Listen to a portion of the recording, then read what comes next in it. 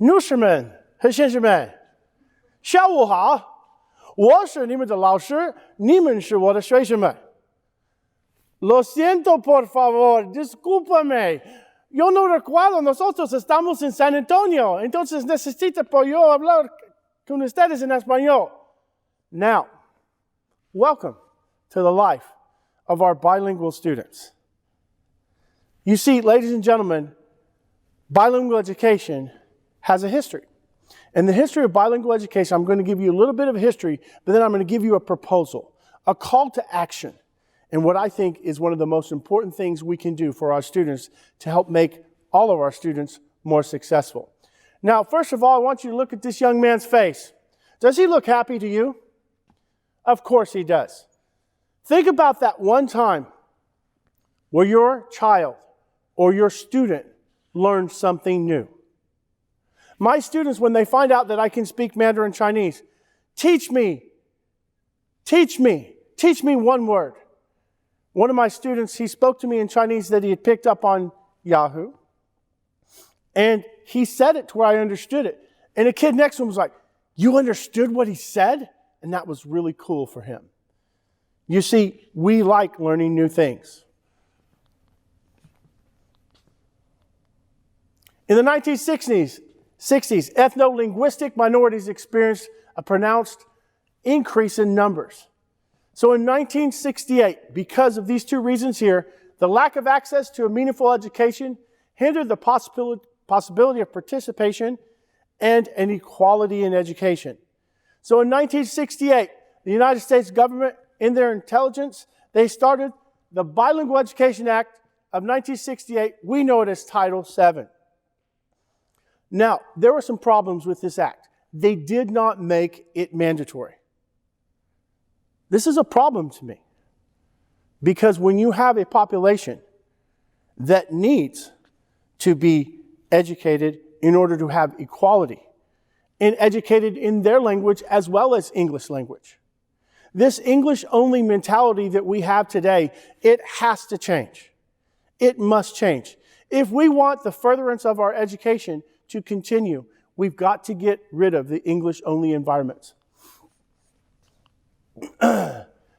Basically, it presented the first bilingual and bicultural representation by the government, which was incredible. Because what has happened, and what had happened at that time, is school districts in Texas, they said, what do? We have all these migrant workers coming here. In Austin, we have Chinese. In Austin, we also have Koreans now with Samsung and all the development. What can we do? What can we do to equalize their education? And then the government stepped up to the plate once again, and they qualified this act. Now, thank God the state of Texas was the first state to really go forward and move forward with this. It started at some elementary schools in 1968, however, did not become an official movement until 1973. It took 5 years. It took 5 years for districts in the state of Texas to realize, hey, Austin, we have a problem. Just a little NASA line there. All right. So, Texas in 1973, with the enactment of the Bilingual Education and Training Act. Now what has happened is, Texas is mandatory. If you have 20 or more students in a grade level, it's mandatory that you teach them bilingual education K through 6. I love that. I love that. Education, and what researchers tells us, is it tells us that when students become bilingual, their ability to apprehend difficult mathematical concepts are enhanced. It's an amazing process. There we go. Now, bilingual education has moved to where dual language. It's a relatively new concept. I would say really within the last 5 years, it's taken a move towards progression. And what happens in a dual language environment is we teach English with a secondary language. My proposition is that we take this and take it all the way to graduation. Because K through 6 is good, but we know that students forget. Many times students forget from one semester to the next semester. You take years of studying. Let me ask you here, everyone in this audience, how many people took a Spanish class in high school? Okay, excellent. Now, how many of you understood the Spanish that I spoke to you in the beginning of this conversation? Okay, yeah, I like it. One person said this much, and I heard her say poquito. Okay, good. What we have done is we do not stress the importance of learning a second language. Spanish has an excellent saying, quien sabe dos idiomas vale por dos personas. I'll say it slower. Quien sabe dos idiomas vale por dos personas. Whoever speaks 2 languages has the equivalence of 2 people. Think about our workforce today. On the way here, I went through construction. And I had to turn around and go back around, but that's okay. But there were Hispanic workers there. Who teaches them the safety for their job? Is that person bilingual? Yes. Why? Because OSHA says that if you have a person from another language, it is required that they hear the safety rules in their language, their native language. Think about the time that you went to a restaurant. I love Mexican food. I'm going to be honest with you, okay? Last night, I went to Vallarta Bar and Grill. This is not an announcement. I'm just telling you where I went, okay? And I spoke Spanish when I first entered in. And they were like, they treated me and my family like we were part of their family. And it was wonderful and a wonderful experience. Why? Because I took the time to respect them and respect their culture. When we learn another language, that is what happens. We respect each other and respect other cultures. Now, the Boston School District is one of the forerunners. They have programs in which they're developing, and they have French, Haitian, Portuguese, and Cape Verdean, Mandarin, and Cantonese, in addition to English. This is a district, a huge city that realizes the need for having these dual language programs. Now, I did a little research, and I found out that San Antonio ISDs are one of the front runners for dual education up to middle school. We need to go a little bit farther, in my opinion. Because how many of us know that when they stop at middle school, are they going to remember as a freshman? Are they going to remember as a sophomore? Are they going to remember as a junior? Are they going to remember as a senior? Ladies and gentlemen, they can get college credits. If we take it to the end, they can get college credits in these languages. Any of our students that want to study for their PhD in the future, guess what? They have that requirement taken care of. I think we are providing a disservice to our students if we do not provide a dual education, a dual language program all the way to the end. Now, I learned that Austin has a Chinese English program, Mandarin Chinese English program. I love it. And a Spanish English program. I love that too.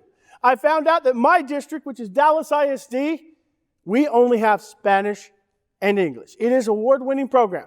Why can't we take that and add other languages? Because I'm telling you, Dallas ISD has over 250 languages represented. Do we do all of those languages? That would be difficult.